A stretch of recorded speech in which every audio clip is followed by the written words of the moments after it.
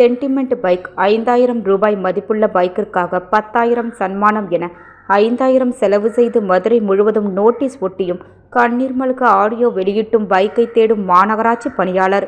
மதுரை மாநகர் காலவாசல் பொன்மேனிப்புதூர் பகுதியைச் சேர்ந்தவர் கார்த்திகேயன். இவர் படித்து முடித்துவிட்டு வீட்டிலிருந்த பொழுது கடந்த 1998ஆம் ஆண்டு தந்தை வேல்முருகன் உயிரிழந்த நிலையில் அவரது வாரிசு பணி கார்த்திகேயனுக்கு கிடைத்துள்ளது. பின்னர் மாநகராட்சி அலுவலகத்திற்கு தனது மகன் நடந்து சென்றதை பார்த்த கார்த்திகேயனின் தாயார் கருப்பாயி சீட்டு கட்டி கடந்த 2002ஆம் ஆண்டு பைக் ஒன்றை வாங்கி கொடுத்துள்ளார். இதையடுத்து கடந்த 22 ஆண்டுகளாக கார்த்திகேயன் தாயாரின் நினைவாக அந்த பைக்கை பயன்படுத்தி வருகிறார். இதற்கிடையே கடந்த 2021ஆம் ஆண்டு தாயார் கருப்பாயி கொரோனா காலகட்டத்தில் உயிரிழந்து உள்ளார். இதனால் தனது தாய் கருப்பாயி மறைந்த நிலையில் அவரின் நினைவாக அவர் வாங்கி கொடுத்த பைக்கை தினசரி பார்த்து நினைவு கூர்ந்து வந்துள்ளார். இந்நிலையில் கடந்த 12ஆம் தேதி மதுரை பைபாஸ் சாலை பகுதியில் உள்ள மருத்துவமனை ஒன்றில் தனது உறவினரை பார்க்க சென்ற போது பைக்கை நிறுத்தி சென்றுவிட்டு பின்னர் திரும்பி வந்து பார்த்தபொழுது காணாமல் போயுள்ளது.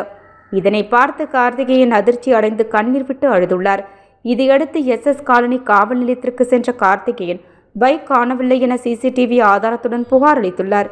இது தொடர்பாக காவல்துறையினர் வழக்கு பதிவு செய்து CCTV ஆதாரத்தின் அடிப்படையில் தேடி வருகின்றனர்.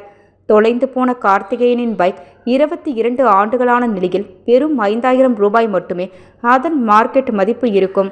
ஆனாலும் தனது தாயின் நினைவாக தாயை போன்று வைத்திருந்த பைக் காணாமல் போனதால் மனமுடைந்த கார்த்திகேயன் 5000 ரூபாய் செலவு செய்து மதுரை மாநகர் முழுவதும் பைக்கின் புகைப்படத்துடன் நோட்டீஸ் ஒட்டி பைக்கை கண்டுபிடித்து கொடுத்தால் 10,000 சன்மானமும் தரப்படும் என தொடர்பு எண்ணுடன் ஒட்டியுள்ளார்.